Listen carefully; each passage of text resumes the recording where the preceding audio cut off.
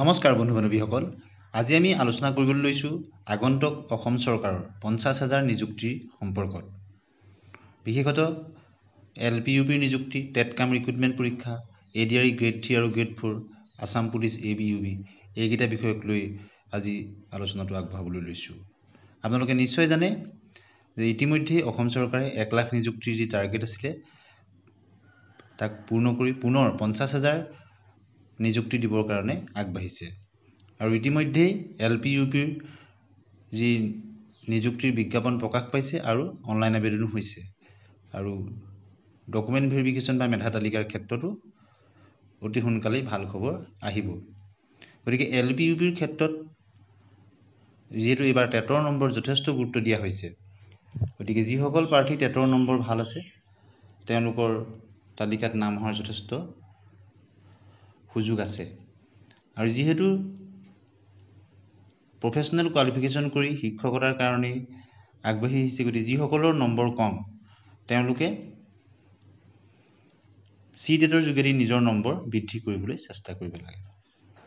গতিকে আগন্তুক যি টেট কাম ৰিক্ৰুটমেণ্ট হ'বলৈ গৈ আছে টেট কাম ৰিক্ৰুটমেণ্টৰ ক্ষেত্ৰতো এবাৰ নতুন পদ্ধতিত হ'ব হাইস্কুল আৰু হায়াৰ ছেকেণ্ডাৰীৰ ক্ষেত্ৰত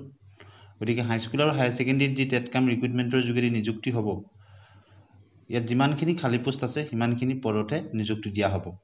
গতিকে টেট কাম ৰিক্ৰুটমেণ্টৰ ক্ষেত্ৰতো কম্পিটিশ্যন যথেষ্ট টাফ হ'ব যেহেতু খালী পদৰ বিপৰীতে যথেষ্ট প্ৰাৰ্থী থাকিব আৰু এইবাৰৰ পৰা টেট উত্তীৰ্ণ হৈ বাকী নাথাকে যিসকলে পাছ কৰিব তেওঁলোকে নিযুক্তি পাব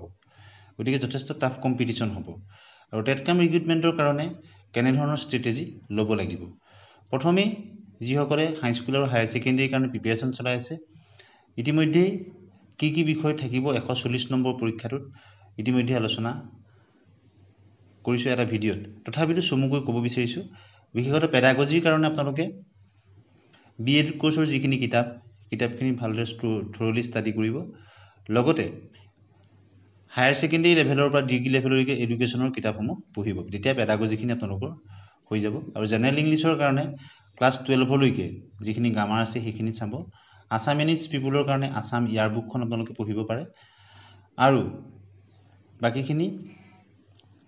বাকি যি number current affairs and general awareness থাকিব সেইখিনিৰ কাৰণে আপোনালোকে জিকে এখন ভাল লুচেণ্টৰ নিচিনা এখন কিতাপ কিনি ল'ব গতিকে সেইখিনি আপোনালোকৰ কভাৰ হৈ যাব গতিকে তাৰ কাৰণে প্ৰথমেই টাইম মেনেজমেণ্টটো বহুতেই কথাখিনি জানে কিন্তু নিৰ্দিষ্ট সময়ত পৰীক্ষাত তেওঁলোকে কৰিব নোৱাৰে অৰ্থাৎ নিৰ্দিষ্ট সময়ৰ ভিতৰত 140 নম্বৰ এটা পৰীক্ষা হ'ব 140টা কুৱেশ্যন আপুনি কৰিব লাগিব গতিকে আপুনি সকলো কথা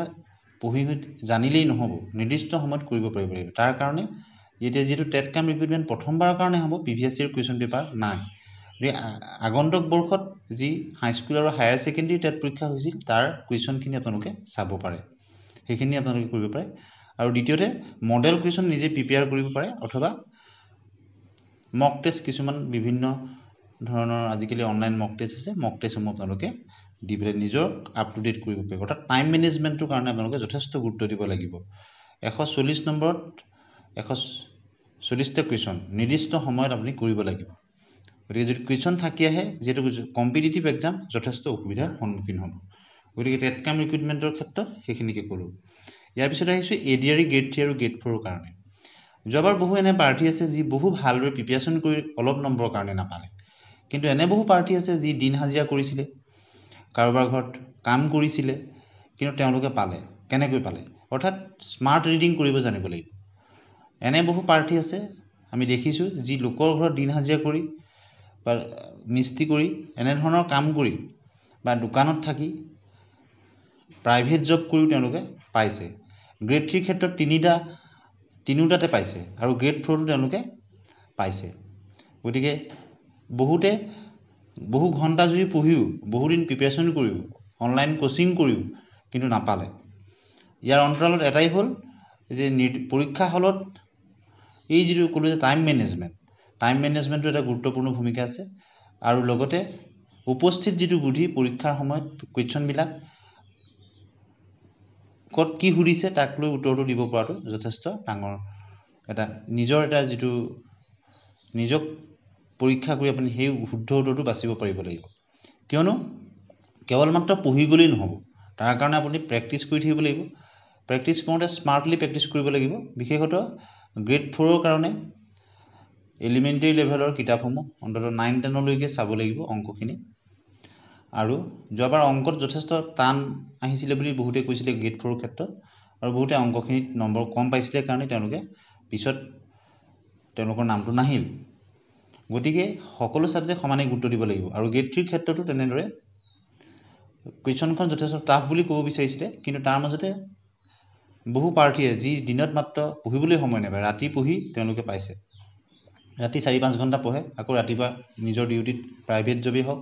বা আনৰ ঘৰত দিন হাজিৰা কৰাই হওক বা তেনেধৰণৰ কাম কৰি পৰিয়াল চলাই থকা মানুহ বহুতে পাইছে গুৱাহাটীত যি নিযুক্তি ল'বলৈ গৈছিলে তেওঁলোকে দেখিছে বহুত এনে প্ৰাৰ্থী আৰু পিছত বিভিন্ন টেলিভিছন চেনেলতো আপোনালোক দেখুওৱা হৈছে গতিকে তেওঁলোক কেনেদৰে সফল হৈছিল আৰু একেবাৰে দৰিদ্ৰ পৰিয়ালৰ ঘৰৰ বহু যুৱক যুৱতীয়ে পাইছিল গতিকে যথেষ্ট হাৰ্ড ৱৰ্কটো কৰিবই লাগিব ইয়াত কোনো শ্বৰ্টকাট টিপছ নাই থৰলি ষ্টাডি কৰিব লাগিব আৰু লগতে কুৱেশ্যন পেপাৰ নিজে ছেট কৰি নিজে জানিব লাগিব আৰু এজ পাৰ চিলেবাছ কৰিব লাগিব আৰু ইংৰাজী ক্ষেত্ৰত থৰলি আপোনালোকে ইংৰাজী গ্ৰামাৰ যিখিনি আনচিন পেৰাগ্ৰাফ চাব লাগিব প্ৰিপজিশ্যন ডিটাৰমিনাৰ কাৰেক্ট টেন্স সেইখিনি চাব লাগিব লগতে ভইচ নেৰেশ্যনকে আদি কৰি সকলোখিনি চাব লাগিব চিনোনিম সমাৰ্থক এণ্টনিম বিপৰীতাৰ্থক সেইখিনি চাব লাগিব ওৱান ৱৰ্ড ছাবষ্টিটিউশ্যন এটা শব্দত প্ৰকাশ কৰা সেইখিনি আপোনালোকে চাব মেথছৰ ক্ষেত্ৰত বিশেষতঃ ক্লাছ 10 মানলৈকে যিখিনি মেথছ আছে ক্লাছ 4-5ৰ পৰা সেইখিনি আপোনালোকে সকলোখিনি চাব গতিকে সেইখিনি ভালদৰে খুব প্ৰেক্টিছ কৰিব আৰু যোৱা বছৰৰ গ্ৰেড 3 গ্ৰেড 4 কুৱেশ্যন পেপাৰখিনি আপোনালোকে প্ৰেক্টিছ কৰিব আমাৰ চেনেলত দিয়া আছে আপোনালোকে সেইখিনিও চাই ল'ব নহ'লে নিজেও ববীয়াকৈ আপোনালোকে প্ৰস্তুতি চলাব আৰু যেহেতু আগন্তুক পঞ্চায়ত নিৰ্বাচন নৱেম্বৰ মাহত হ'ব বুলি মুখ্যমন্ত্ৰী মহোদয়ে ঘোষণা কৰিছে আৰু বেছি দিন নাই গতিকে স্মাৰ্টলি অধ্যয়ন কৰাৰ সময় আহি গৈছে আৰু মাত্ৰ 2 মাহ বা 2.5 মাহ সময়ৰ ভিতৰতে সকলোখিনি কাম হৈ যাব গতিকে আগন্তুক কোনোবাটো পৰীক্ষাৰ কাৰণে হয়তো এমাহ বা 1.5 মাহ সময় পাব কোনোবাই হয়তো 2 মাহ সময় পাব গতিকে এতিয়া একেবাৰে পৰীক্ষাৰ ওচৰ পালে বুলি ক'ব পাৰি কিয়নো নৱেম্বৰত যেহেতু পঞ্চায়ত নিৰ্বাচন আছে গতিকে তাৰ আগতে পৰীক্ষা হোৱাৰ পূৰ্ণ সম্ভাৱনা আছে এডিআৰইৰ ক্ষেত্ৰত আৰু আসাম পুলিচৰ ক্ষেত্ৰতো তেওঁলোকে ফিজিকেল টেষ্টৰ কাৰণে হওক বা ৰিটেন টেষ্টৰ কাৰণে ভালদৰে প্ৰিপেৰেশ্যন কৰি থকাটো খুব গুৰুত্বপূৰ্ণ আৰু তাত যেহেতু ফিজিকেল টেষ্টৰ কথাও আছে আৰু ৰিটেনৰ কথাও আছে গতিকে ভালদৰে পঢ়ি থাকিব লাগে আৰু পঢ়াৰ ক্ষেত্ৰত কোনো ধৰণৰ শ্বৰ্টকাট টিপছ নাই আপুনি হাৰ্ড ৱৰ্ক কৰিবই লাগিব আৰু হাৰ্ড ৱৰ্কৰ লগতে স্মাৰ্ট ৱৰ্ক কৰিব পাৰিব লাগিব বিশেষতঃ প্ৰিভিয়াছ ইয়েৰ কুৱেশ্যন পেপাৰখিনি চাব লাগিব অন্ততঃ যিবিলাক পৰীক্ষাত প্ৰিভিয়াছ ইয়েৰ কুৱেশ্যন পোৱা যায় অন্ততঃ 5 বছৰমানৰ কুৱেশ্যন পেপাৰ চাব পাৰিলে ভাল গতিকে এডিআৰইৰ ক্ষেত্ৰত তেনে 4-5 বছৰ যিহেতু নাপাব গতিকে চেম্পল কুৱেশ্যনখিনি চাই কৰিবলৈ আৰু পাৰিলে মক টেষ্ট দিব লাগিব আৰু পইচা পাতি খৰচ কৰি মক টেষ্ট লোৱাৰ যদি সামৰ্থ্য নাথাকে নিজাববীয়াকৈ আপুনি নিজে কুৱেশ্যন পেপাৰ ছেট কৰিও চাব পাৰিব আৰু এডিআৰইৰ ক্ষেত্ৰত কিন্তু যথেষ্ট টাফ কম্পিটিশ্যন হ'ব পোষ্টৰ সংখ্যা আপোনালোকে নিশ্চয় জানে যিমানখিনি পোষ্ট তাৰ তুলনাত লাখ লাখ পৰীক্ষাৰ্থীয়ে দিয়ে কিন্তু তাৰ মাজতে যিসকলে হাৰ্ড ৱৰ্কৰ লগতে স্মাৰ্ট ৱৰ্ক কৰিছে আৰু সময়ৰ টাইম মেনেজমেণ্ট যি ভালদৰে কৰিব পাৰিছে তেওঁলোক সফল হৈছে গতিকে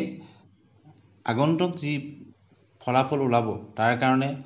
আপুনি আপোনাৰ নামটো যাতে তালিকাত আহে তেনেদৰে আপুনি কামখিনি স্মাৰ্টলি কৰি যাওক আৰু নিজকে সদায় মটিভেট কৰি ৰাখিব আৰু যি আন্তৰিকতাৰে অসম চৰকাৰে 1 লাখ নিযুক্তি দিছে আৰু আগন্তুক 50,000 নিযুক্তিৰ কথাও কৈছে গতিকে খুব নিকা আৰু স্বচ্ছভাৱে যি নিযুক্তি হৈছে এক আদৰণীয় পদক্ষেপ তাক এতিয়া বৰ্তমান সময়ত যি পঢ়াৰ পৰিৱেশ আহিছে যথেষ্ট ভালদৰে পঢ়া শুনা কৰিছে যুৱক যুৱতীসকলে গতিকে তাৰ মাজত প্ৰতিযোগিতাত যাতে আপুনি এখোজ আনতকৈ আগুৱাই থাকে আৰু নিজৰ লক্ষ্যৰ উদ্দেশ্যত যাতে আপুনি সফল হ'ব পাৰে তাৰ কাৰণে প্ৰতি মুহূৰ্ততে আপুনি নিজক মটিভেট কৰি ৰাখিব লাগিব আৰু পৰাপক্ষত আপোনালোকে পঢ়াৰ বিষয়বস্তু সময়ত বিশেষতঃ ছ'চিয়েল মিডিয়াৰ পৰা অলপ আঁতৰি থাকিব যি সময়ত আপুনি পঢ়ে ফেচবুক হওক ইনষ্টাগ্ৰাম হওক বা অন্যান্য ধৰণৰ ছ'চিয়েল মিডিয়াবিলাকৰ পৰা হোৱাটছআপেই হওক পঢ়াৰ সময়কণত অন্ততঃ বিৰত থাকিব নহ'লে পঢ়াৰ মাজতেই মনটো ডাইভাৰ্ট হৈ গুচি যায় আৰু আধাতেই ৰৈ যায় আৰু পুনৰ ৰিভিজনবিলাক কৰি থাকিব আপোনালোকে প্ৰতিদিনে যিখিনি পঢ়িছে তাক ৰিভিজন কৰি গৈ থাকিব তেতিয়া পৰীক্ষাৰ সময়ত ইমান কষ্ট নহয় গতিকে আজি বিশেষতঃ যি বহু ছাত্ৰ ছাত্ৰীয়ে আৰু বহু কেণ্ডিডেটে তেওঁলোকে প্ৰিপেৰেশ্যন কৰি আছে প্ৰত্যক্ষ আৰু পৰোক্ষভাৱে আমাৰ চেনেলৰ লগত জড়িত হৈ আছে গতিকে আপোনালোকৰ লৈ বুলি আজি এই ভিডিঅ'টো আগবঢ়াই দিলোঁ নিশ্চয় আপোনালোকে গম পাইছে যে সফলতাৰ কাৰণে যথেষ্ট হাৰ্ড ৱৰ্ক কৰিব লাগিব আৰু লগতে স্মাৰ্ট ৱৰ্ক কৰিব লাগিব আৰু টাইম মেনেজমেণ্ট, এই তিনিটাত যথেষ্ট গুৰুত্ব আৰোপ কৰি আগবাঢ়ি গ'লে নিশ্চয় আপোনালোক সফল হ'ব পাৰিব আৰু কেতিয়াও হাৰ নামানিব। আৰু যি নিকা আৰু স্বচ্ছভাৱে নিযুক্তি হৈছে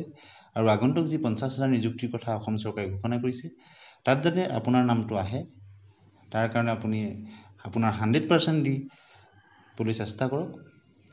আৰু পৰৱৰ্তী সময়ত